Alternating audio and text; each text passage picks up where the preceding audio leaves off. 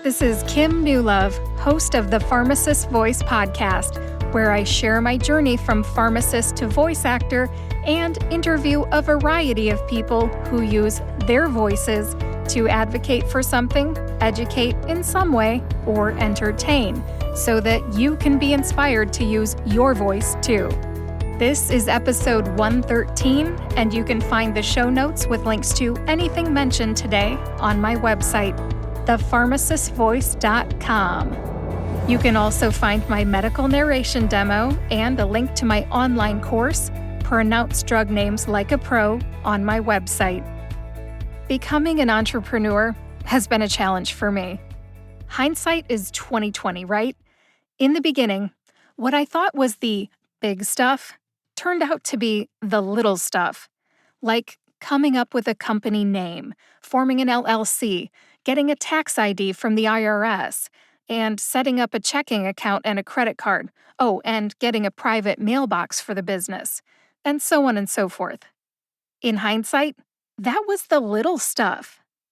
It kept me plenty busy in the beginning, even though what I really wanted to do was focus on learning how to perform well and produce audio files so that I could get hired by clients.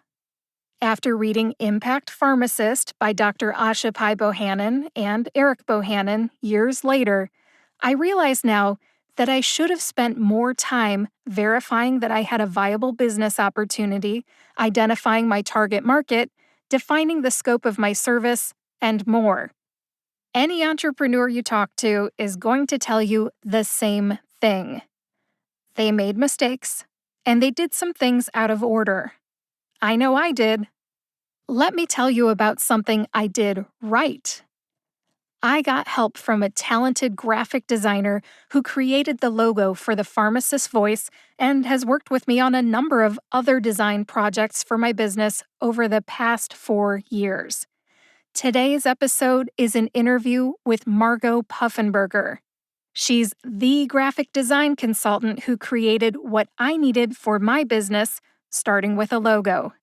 She's a very passionate designer who loves anything creative. Her experience, love for design, and solid foundation in minimalist design allows her to provide her clients, like me, with simple, consistent, compelling, and engaging designs. She has been easy to work with from the start, and I feel really lucky to have found her. Her process is easy to follow, her artwork fits my needs, and I would recommend Margo Puffenberger to anyone looking for artwork for their company logo, podcast, social media banners, online coursework, book cover, audiobook cover, or other projects. During our conversation, you'll hear how Margo uses her voice to help others with their graphic design needs. For more information about Margo and examples of her work, please visit her website, designbymep.com. You'll find a link to that in the show notes, which you can find either on your favorite podcast player or at thepharmacistvoice.com. Without further ado, here's my conversation with Margo Puffenberger. Hi, Margo. Welcome to the Pharmacist Voice podcast. Hello. Thanks for having me. Yeah, it's good to have you with me. Just a little bit of backstory for those that are listening. When I started my business back in 2017, I needed a logo, and I went to a Chamber of Commerce event. Margo, help me out. What was that event? And that's where we met. It's the business expo that they have every year in November. And Linda sent you my way, I believe. Yes, I Linda believe Fayerweather. Yes, Linda from the library. Mm-hmm. Yes. And see, we live in kind of small towns, and it's kind of easy to meet people because, everybody can point you in the direction of where you need to go when you're at an event like that. I got your card and I followed up shortly thereafter with you, and you designed the logo for the Pharmacist Voice. Yes. Yep. Yes. And the reason that I wanted to have you on the podcast today is that I wanted to share with everybody you and how you used your voice to help me create that logo. And then it snowballed from there, Margo.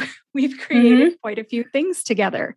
The business cards for my business, stationery or letterhead, some envelopes, the podcast artwork, which is great, social media banners for LinkedIn, Facebook, and Twitter, and the online course artwork that I got just about a year ago. So we've been working together for a few years and really created quite a few things. And thank you for helping me. Thank you. It's been a lot of fun. Now, officially, I believe on LinkedIn, you're a graphic designer. But I think I've also seen you use the term art director. Can you tell me a little bit about the broad range of things that you do? Well, so I guess difference from graphic designer, art director, they're very similar. I mean, art director usually is more kind of seems like a managerial type role too, where you direct everything from, the top on down. Where sometimes in just a more graphic design specific role, you're just kind of creating the graphics. So it involves more conversations about what the client wants, what their goals are, and being the one involved in all that communication, along with designing and creating the artwork. And so that's kind of like what it means in the more design portion. But also it's a common term with photography. So art directing a photo shoot, you position the contents in the picture frame into different space, like change the space and make it look the best visually. So I guess that's a little bit more kind of technically what an art director, I guess, is. And I think it's a good fit because since I own my own business, I'm the sole employee. I mean, I do everything, from financial to business development to, marketing my business to creating the artwork for my clients and having the client contact and also just trying to get background and research on what it is that they might really want and what might work best, based on what they've come to me asking for. Because sometimes, it's not exactly what was originally intended. After we have a conversation about goals and, what they're thinking they might need short-term, long-term, it can kind of morph. And we can kind of go a couple different directions based on that. And then sometimes it's not, it's very clear cut. And it's just giving me information and I create a graphic to fit their needs. So it changes a lot depending on the client and kind of where they're at with things. And what are some examples of things that you've designed? I've mostly been a print designer and then also logos. So, but I've gotten into a lot more lately into signage. So I've been doing a lot more signage projects, which I really enjoy. Kind of 3-dimensional form is when I first decided to become a graphic designer. I'd also played with maybe doing architecture or interior design, which is a lot more 3-dimensional. So I like that. Doing the signage kind of brings all those things into play, and I get to look at different material selection and things like that. But I'll do digital graphics and a lot of print and logos. All right. Well, that fits right into what you helped me with. So thanks again for creating my logo, which I've stamped on like everything. That's the key. Once you have it, put it everywhere. Right. And one thing that I learned while I was working with you is that I had the opportunity to ask you for a copyright release, which made me legally the owner of that. So I could stamp it everywhere and say that it was mine. And am I the only person ever to do that? I mean, for anybody listening, is that something that's a good idea to do to get that copyright release? If you're not the only one, you're one of a couple. And I'm not sure exactly why. Like, I really think that it seemed to me, you are very good at looking to the future and what things could happen. And you just want to make sure you have all your boxes checked. which is great. And I admire that. So I think asking for something like that is a good idea. I know in my, contracts, I'll do something not a little similar in that, I ask for permission to be able to use it in my portfolio, use the artwork that's been created in my, on my website as a part of my portfolio. So I do a little bit with that, but otherwise it's, before being asked for that, I just never thought of it any different way, any other way, it's artwork I'm creating for, my client. And so, it is all theirs. I'm just asking to be able to, put it and allow me to say I worked on it with them. But I think it's a great way to just kind of check all your boxes and make sure, you don't get in a sticky situation, I guess, later down the road. Now that we're kind of talking about best practices, copyright releases, and other things, let's talk about what are some good ways that people can find the right graphic designer for them. You can't underplay Google search.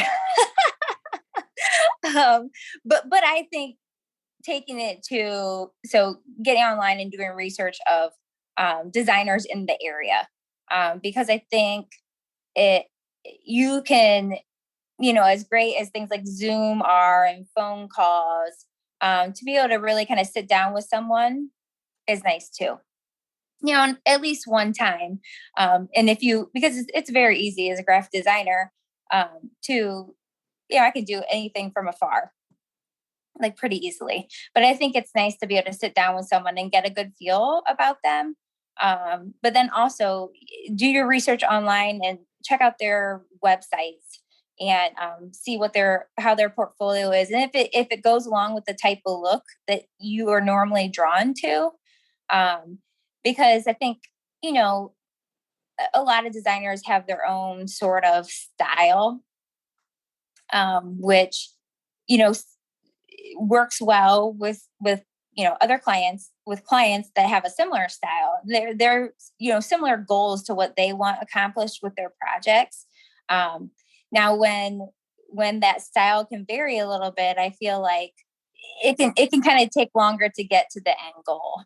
And whenever you have more kind of, edits to things, there can be some frustration.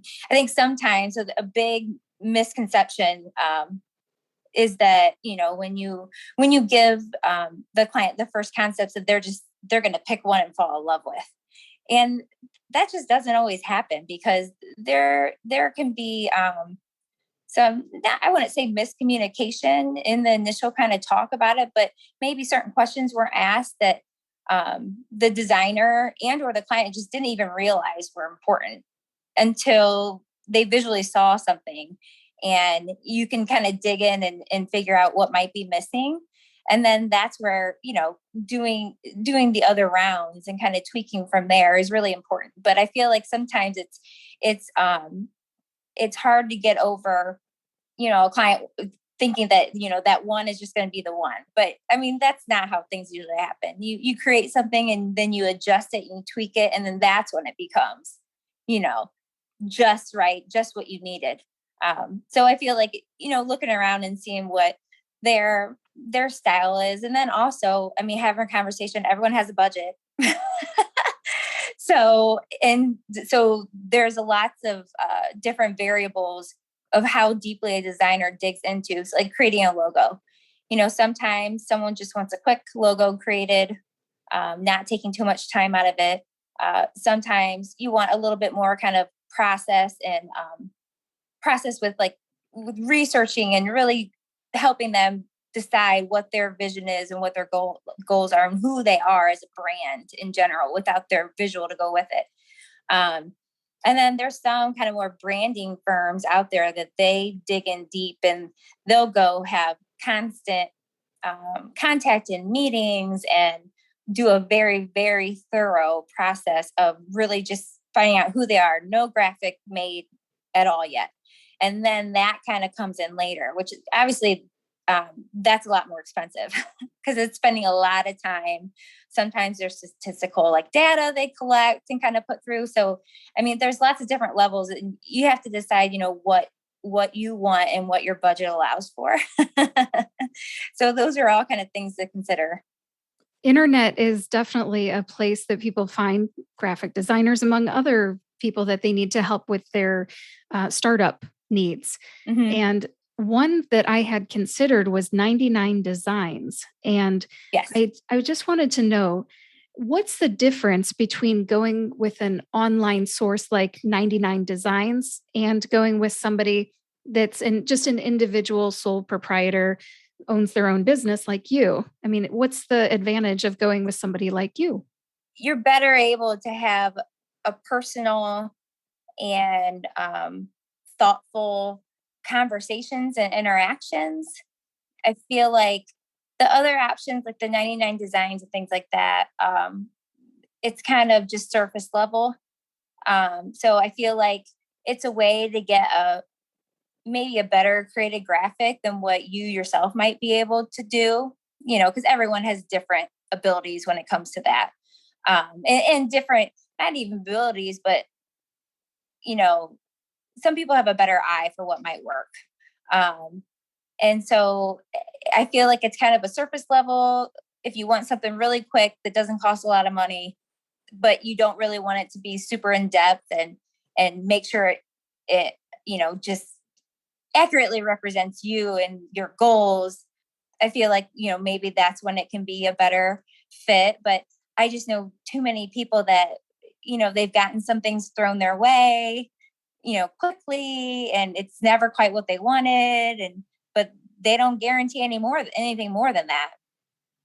Where I think when you get in a relationship with a person and, a small business, you're going to have that interaction and relationship and personal connection and access to them and, be able to have a conversation about what you think, might work and what might not work, and have touch bases like that, which I feel like you don't get so much in with that other option. And rightfully so, because their ability to provide it for a cheaper cost means they're not spending much time on it. I feel like. Yeah, you might be right about that. I like what you were talking about with making it truly custom. Getting Mhm. more information from the client helps you understand who they are. It's almost like, your logo is a little bit of a branding tool, even though it's not necessarily your brand. It just helps, with the colors or the shapes, or, I have a talk bubble and what I do for a living is talking. So it really works out pretty good.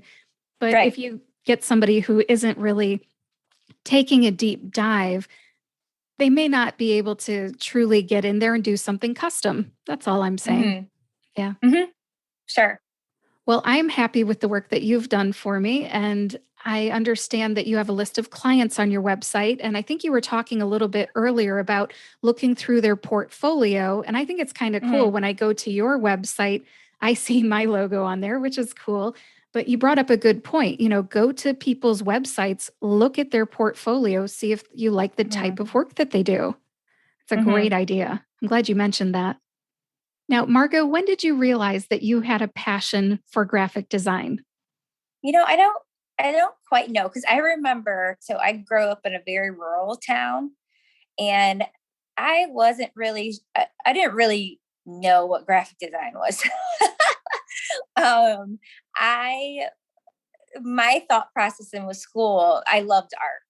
So it was, how can I do art for a living? Because my goal was to do what I love. I wasn't looking for the job that paid a certain amount. I just wanted to do what I like to do. Um, and so my thought process was, okay, graphic designer, that's the way I can create artwork and not be a starving artist. That was one of my thought processes. So now as a freelance graphic designer, one might, try to argue with that because, you're essentially you're out there, working hard, trying to make it on your own. So that's kind of how I got into it. But, I like functional design. So I like a design that really, like artwork that really kind of says more and there's a story behind it. And I think when you're creating artwork for a business, an entity, a group, there's always a story behind it, because your artwork has to represent them. And I've come to realize that I really enjoy doing research. And research is very important when doing a design job well. You need to not only have the right content, but make sure you're accurately representing, the client and the project that you're working on. And so if you do your due diligence and your research, then you're more apt to create something that's going to be successful and something that the client's really going to like. And then in the midst of that and getting to like going out on my own, I've gotten to do more illustrations, which I really enjoy. So then it allowed me to be able to do the true kind of art stuff that I was considered art, artwork when I was younger, getting to do that now, but then implementing it into designs that I've created. And that's a lot of fun. So it's not only relying on someone else to provide the photography or whatever, but I'm actually providing some of that extra along with the project. So that's been a lot of fun. So it's ever evolving reasons why, as is life. Sure. Yes. I'm sure that as you've gone on in your career, you've been able to add some elements. You just mentioned research, taking a deeper dive into who are these people so that you can make something that really relates to them and who they are. And then also is public facing and can be recognized by the public. And they both agree that, yes, that represents who I'm looking at. For example, you, I think, give me an example of one of your clients. I think there was something with environmental care. What was it? So, I mean, I did some artwork for Habitat, I think down in the Columbus area. I can't remember exactly. I think it was for like an event they hold every year. But I've done a lot of design work for Black Swamp Conservancy, which I really enjoy that, because the work that they do is something I'm very passionate about. I'm very passionate about the environment, and they're helping to, try to clean up Lake Erie and, our bodies of water and improve our ecosystem and help with wildlife habitat and things like that. And that's something that is a big drive for me, in other areas of my life. So to be able to create artwork for them it's very rewarding for me. It's a little bit of extra besides, just another job, which, I mean, I don't ever really consider that to be the case with my projects, because I like what I do so much. It's never just another job, unless someone wants me to just make some edits to a document. That's not as fun. Whenever I get to be creative, I mean, I really enjoy it when I can have a lot of fun. But when there's a purpose behind it, there's some activism, there's trying to do good, then I really get excited. So that's a lot of fun working with them. What's the most challenging design you've ever had to create? In talking about working with Black Swamp, their director asked me about doing an illustration in which I needed to predict, create an illustration that was going to, so they did a habitat restoration. They do wetland restorations. And I had to take a site photo and create an illustration that represented that habitat in 10 years. So how it would grow in 10 years. So that was it was in part because I had never done something like that, very intimidating. But, Rob had a lot of faith in me, and, I was loving the opportunity to get to do an illustration. And he took me out. We did our research. He took me out to a site that they had already done wetland restoration for, and it was about 10 years old. So we could kind of see where things were, how it looked. And then that was just a process of, doing some sketches, making sure it kind of all lined up with how I thought it should look, how he, knows from an expert vantage point, if I have the right plant species and animal species. Those are little things, having the turtle sunbathing on the log, stuff like that. So that was a very intimidating project. And I felt like, in trying to predict, you're always kind of nervous as to whether you're going to quite get that first illustration quite right. But it's something I've done a couple times now for them. And, I don't get as kind of overwhelmed by it, because I know that we have a good process and I can get a good composition down. And then I have a process for, a little bit more easily kind of being able to adjust things and get them how, we both think they will look good and work. So trusting the process has been key. But so that was a pretty difficult one. And then just being newer with the signage stuff and trying to learn materials. So I like the idea of using metal and just materials that don't require a lot of maintenance, and they'll last and just look better over the years. So I actually took a class at the art museum about a sculpture class. And so we did forging and welding, because I wanted to learn better how different metals work or don't work together. And structurally how, things might need to be to make sure, when they get built, they're going to work. I mean, besides obviously having relationships with other people, experts in that field that are going to ensure that's going to happen. For example, the people who actually produce the sign, talking with them. But I just felt like kind of doing my due diligence and doing a class like that would be beneficial for everyone involved, myself, clients. But they can, because it's not something I do all the time, and it's something that needs to be structurally sound and last, I want to make sure I do it right. You really went the extra yard for that. Going to a class.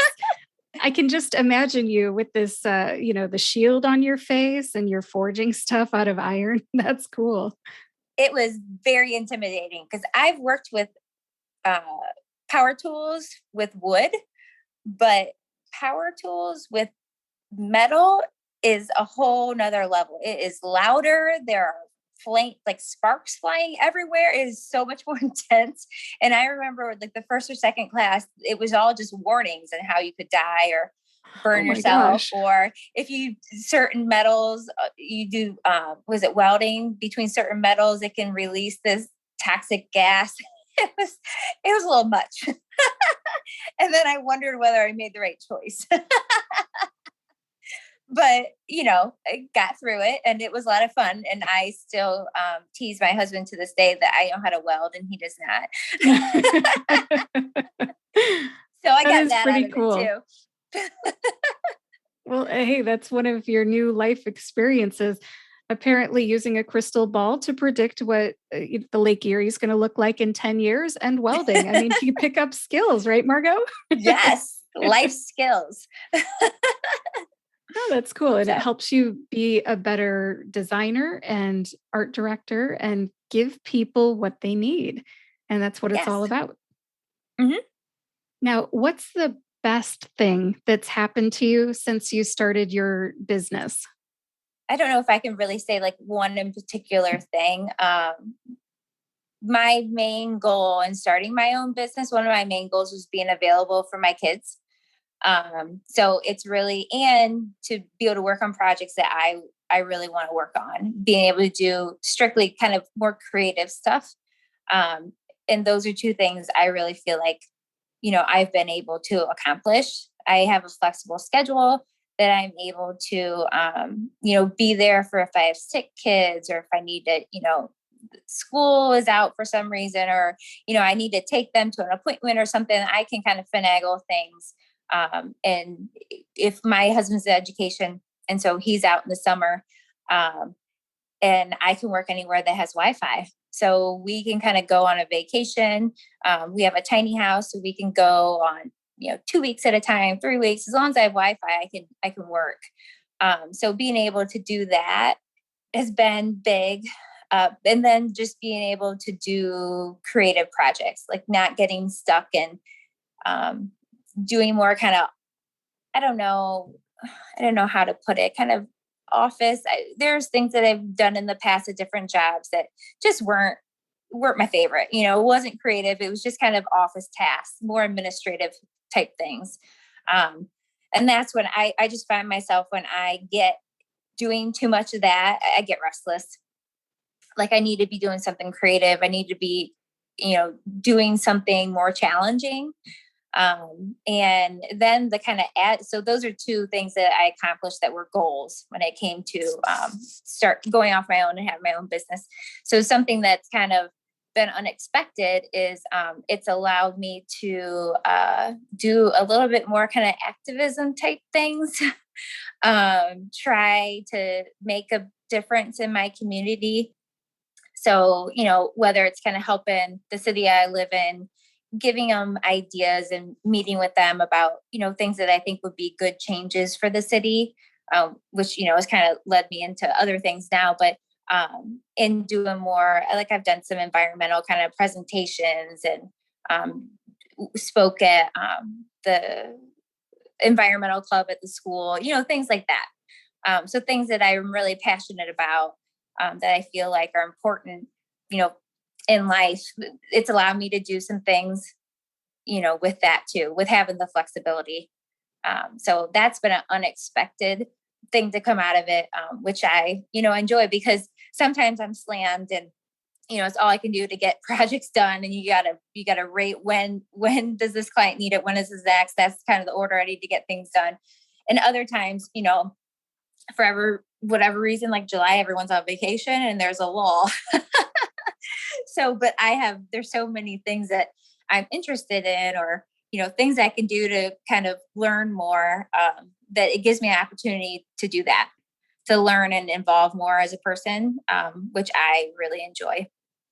I have found it no problem at all working with you around everything that you've got going on. I know you just named like 10 things that you're involved with. And I think that's great. You've been a joy to work with. I would recommend you to anybody, of course.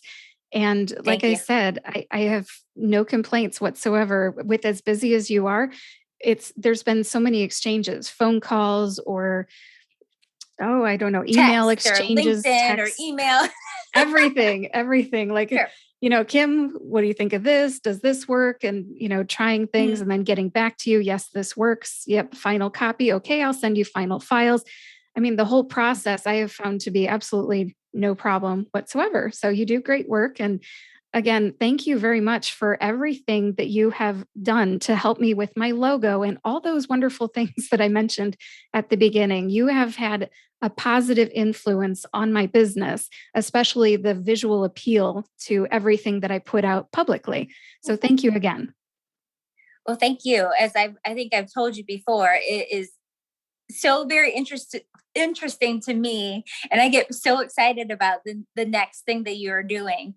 I find it so much fun to see how you're kind of evolving with this, and it's a lot of fun. And I get excited to get to do more for you and get an update on what you're doing. And I like to be able to keep in touch with, people I've done work with and kind of help them through that process. I feel like kind of a part of their story, which I really enjoy. It's disappointing when, for whatever reason, and I don't always know why, but sometimes, I do a project and they just don't do a whole lot, or their paths go a different way. And I don't get to kind of, do a whole lot more.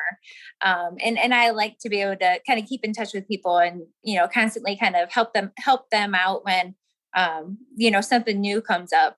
And then you've done for me, you've said, have you done one of these before? I'm like, no, but I can. let's figure it out together. Yep. I'll give you the specs and I'll be like, this is my latest crazy idea. I'm starting a podcast. You're like, oh, I've never done one of those. I'm like, here's the specs from, I think it was iTunes or Apple Podcasts or something. Yep. And you're like, oh yeah, I can do that. And it's the cake. I think like, I don't know, not even a week later we had it. So yeah, piece of cake. Yep. And it's just grown from there. And I just tell you what I need, the specs and what I want it to have. And you give me like 3 different options and I tell you which one I like. We tweak it. And then before I know it, I've got the final copies and a bill in my hand. Yep. And I've always found your prices to be reasonable too. And I know that that's probably a concern for anybody that's never done this before. Hey, you don't know what you don't know when you're doing something new. You don't. Yes. If anybody wants to reach out to you and maybe explore working together on a logo or something else, how can they get in touch with you? The best way is to go to my website, designbymep.com. And from there, you can send me a message and then I'll reply with my email and we can, get a phone conversation going, Zoom or meet in person and talk kind of more about what you're thinking and what you might need. So that's probably the best way, just look through the website. Awesome. Well, again, Margo, thank you very much for all the work you've done for me over the past few years. And thank you for being on my podcast today. This has been awesome. Yeah. Thank you. Another first for me. All right. Have a good rest of your summer and I'll see you around. Thank you. Sounds good. All right. That was a fun interview. It's always refreshing to interview someone who loves what they do. As you heard during the interview, I met Margo in person at a business expo in Northwest Ohio, which is where we both live. We've been working together for about 4 years, and our first project was the logo for the Pharmacist voice. She has also created my business cards, stationery envelopes, podcast artwork, social media banners, and the artwork for my online course. By the way, my social media links are in the show notes if you want to check out my LinkedIn, Facebook, and Twitter banners that Margo created for me. And if you want to see the artwork for my online course, either visit kimnewlove.com or go to thepharmacistvoice.com and click on the store tab. A big takeaway that I want to leave you with is how to find a graphic designer if you need a logo for anything, like your business. I like Margo's advice. Find a designer whose work you like, and find someone with good communication and research skills who fits your budget and shares your vision for what you need. I got lucky when I found Margo. I just walked by her booth at a local business expo, loved her designs, and found that she could meet my needs and my vision. Working with her has always been easy, and she has never let me down. I hope you are blessed with a graphic designer who meets your needs and welcomes you back as a client every time you need artwork for a project, like Margo does for me. Building business relationships takes time, but working with someone you trust who has talent makes important projects seem less overwhelming. I hope these comments help you find a graphic designer if that's what you need too. Thank you for listening to episode 113 of the Pharmacist Voice podcast. Please visit thepharmacistvoice.com to read the show notes. You'll find links to Margo's website, social media, and more there. Thank you again for listening.